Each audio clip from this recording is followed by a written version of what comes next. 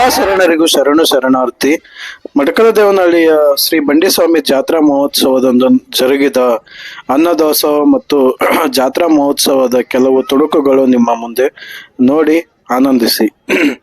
So ಇದರ ಸಂಕ್ಷಿಪ್ತ ವಿವರಗಳಲ್ಲಿ ಶ್ರೀ ಗುರು ಜಗದ್ಗುರು ಫಕೀರೇಶ್ವರ ಹಾಗೂ ಬಂಡಿಸ್ವಾಮಿ ಮಠದ ಜಾತ್ರಾ ಅಂಗವಾಗಿ ಪ್ರಸಾದ ಕಾರ್ಯಕ್ರಮವನ್ನು ಹಮ್ಮಿಕೊಂಡಿದ್ದಾರೆ. ಪ್ರಸಾದವನ್ನು ಏನೇನು ಮಾಡಿದ್ದಾರೆ ಅಂತ ಎಕ್ಸ್ಪ್ಲೇನ್ ಮಾಡ್ತೀವಿ ಬನ್ನಿ.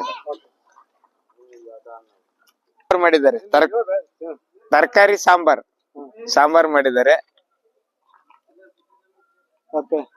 ಹಾಗೆ ಸ್ವೀಟ್ ಹುಗ್ಗಿಯನ್ನು ಮಾಡಿದ್ದಾರೆ.